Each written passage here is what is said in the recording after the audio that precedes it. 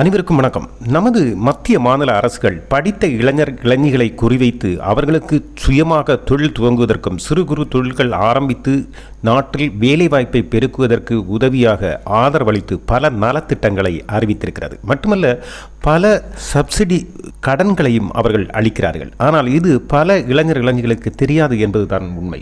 தற்போது கூட தமிழ்நாடு அரசின் சிறு குறு மற்றும் நடுத்தர தொழில் நிறுவனங்கள் துறை படித்த வேலைவாய்ப்பற்ற இளைஞர்களுக்கு வேலைவாய்ப்பை உருவாக்கும் திட்டத்தை செயல்படுத்தி வருகிறது. இந்த திட்டத்தில் இளைஞர்கள் சேர்ந்து பயன்பெறுவது எப்படி என்பது குறித்து அதிகாரிகள் விளக்கியுள்ளார்கள். இதன்படி இந்த திட்டத்தில் இணைந்தால் 25% மானியத்துடன் கடன் உதவி வழங்கப்படும் என்பதுதான் இந்த திட்டங்களின் சிறப்பு.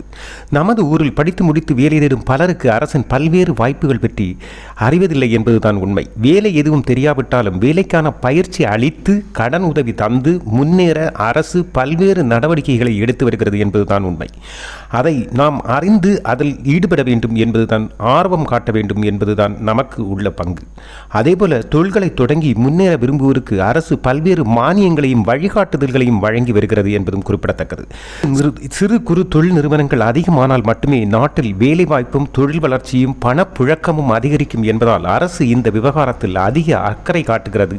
மத்திய மாநில அரசுகள் தமிழக அரசு தரும் 1 லட்சம் ரூபாய் இளைஞர்கள் விண்ணப்பிப்பது எப்படி என்பது அதிகாரி கூறும் தகவல். இதற்காக தமிழக அரசின் சிறு குறு மற்றும் நடுத்தர தொழில் நிறுவனங்கள் துறை அந்த அமைப்பில் படித்த வேலைவாய்ப்பற்ற இளைஞர்களுக்கு வேலைவாய்ப்பை உருவாக்கும் திட்டத்தை செயல்படுத்தி வருகிறது. இந்த திட்டத்தில் இளைஞர்கள் பயன்பெறுவது எப்படி என்பது குறித்து மாவட்டம் தோறும் தொழில் மைய அதிகாரிகள் விளக்கம் அளிக்கின்றனர். இதன்படி படித்த வேலைவாய்ப்பற்ற இளைஞர்களுக்கு வேலைவாய்ப்பை உருவாக்கும் திட்டத்தில் சேர கல்வி தகுதி 8ஆம் வகுப்பு தேர்ச்சி மட்டும்தான். மாற்றுத்திறனாளிகளுக்கு இது கூட இல்லை என்பது குறிப்பிடத்தக்கது.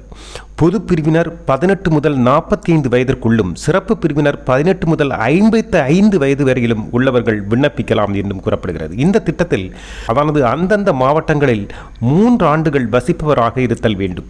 விண்ணப்பதாரரின் குடும்ப ஆண்டு வருமானம் சுமார் 5 லட்சத்துக்கு அதிகமாகாமல் இருக்க வேண்டியது மிக மிக அவசியம்.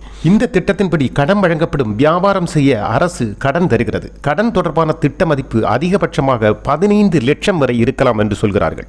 திட்ட மதிப்பில் 25% மானியமாக அரசு வழங்கும். அதாவது 15 லட்சம் ரூபாய் என்றால் 3,75,000 ரூபாய் வரை மானியம் கிடைக்கும். தொழில் முனைவோரின் பங்கு தொகை பொது பிரிவினருக்கு திட்டமிட்ட முதலீட்டில் 10% இருக்க வேண்டும். அல்லது சிறப்பு பிரிவினருக்கு என்றால் அது மொத்த திட்ட முதலீட்டில் 5% இருக்க வேண்டியது மிக மிக அவசியம் என்று கூறுகிறார்கள்.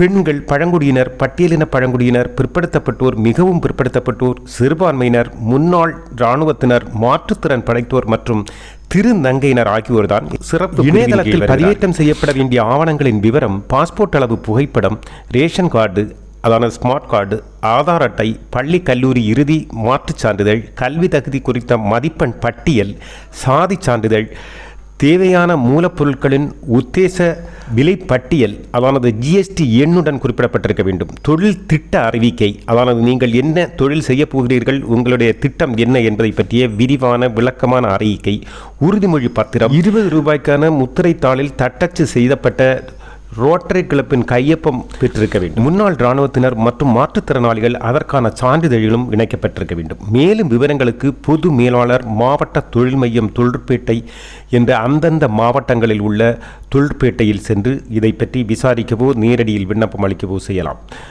அனைவரும் திரையில் காணும் இந்த வெப்சைட்டில், இந்த வலைதளத்தில் விண்ணப்பிக்கலாம். இதில் விண்ணப்ப பதிவம் செய்த பிறகு தேவையான ஆவணங்களை இணையதளத்தில் பதிவேற்றம் செய்து பின்னர் இணையதளம் வாயிலாக பெறப்படும் விண்ணப்ப படிவத்தை பதிவிறக்கம் செய்து அதனுடன் பதிவேற்றம் செய்யப்பட்ட ஆவண நகல்களை 2 பிரதிகளில் மாவட்ட தொழில் மைய அலுவலகத்துக்கு நேரிலோ அல்லது தபாலிலோ சென்று சமர்ப்பிக்க வேண்டும். இந்த வாய்ப்பை பயன்படுத்தி இளைஞர்களில் தாங்களும் முன்னேறி தங்களை சுற்றி இருப்பவர்களுக்கும் வேலைவாய்ப்பு அளித்து நாட்டில் பணப்புழக்கத்தையும் அதிகரிக்க செய்து நாட்டின் வளர்ச்சியில் பங்குதாரர்கள் ஆக வேண்டும் என்பதிலும் அக்கறை காட்டுகிறது அரசு. அதை நாம் பயன்படுத்துவதில் இருக்கிறது நமது திறமை.